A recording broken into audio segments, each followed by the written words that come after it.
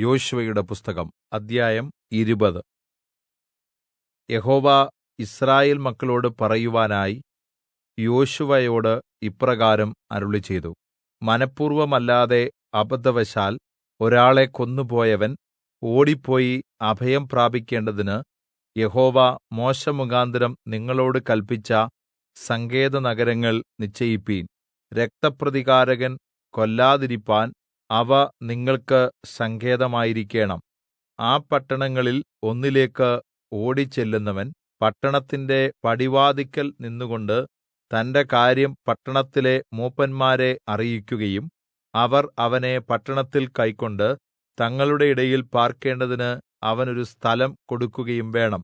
രക്തപ്രതികാരകൻ അവനെ പിന്തുടർന്നു ചെന്നാൽ കൊല ചെയ്തവൻ മനസ്സറിയാതെയും പൂർവ്വദ്വേഷം കൂടാതെയും തന്റെ അയൽക്കാരനെ കൊന്നുപോയതാകയാൽ അവർ അവനെ അവന്റെ കയ്യിൽ ഏല്പിക്കരുത്.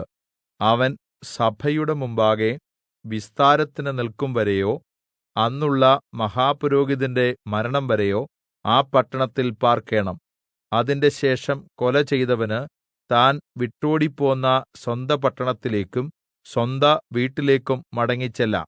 അങ്ങനെ അവർ നഫ്താലി മലനാട്ടിൽ ഗലീലയിലെ കാദേശും എഫ്രയീം മലനാട്ടിൽ ശെഖേമും യെഹൂദാ മലനാട്ടിൽ ഹെബ്രോൻ എന്ന കിര്യത്ത് അർബയും കിഴക്ക് യെരിഹോവിനെതിരെ യോർദ്ദാൻ നദിക്കക്കരെ മരുഭൂമിയിൽ രൂബേൻ ഗോത്രത്തിൽ സമഭൂമിയിലുള്ള ബേസെരും ഗിലെയാദിൽ ഗാദ് ഗോത്രത്തിൽ രാമോത്തും ബാശാനിൽ മനശ്ശെ ഗോത്രത്തിൽ ഗോലാനും നിശ്ചയിച്ചു. അബദ്ധവശാൽ ഒരുവനെ കൊന്നുപോയവൻ സഭയുടെ മുമ്പാകെ നിൽക്കുംവരെ രക്തപ്രതികാരകന്റെ കയ്യാൽ മരിക്കാതെ ഓടിപ്പോയി അഭയം പ്രാപിക്കേണ്ടതിന് യിസ്രായേൽ മക്കൾക്കും അവരുടെ ഇടയിൽ പാർക്കുന്ന പരദേശിക്കും വേണ്ടി നിശ്ചയിച്ച പട്ടണങ്ങൾ ഇവ തന്നെ.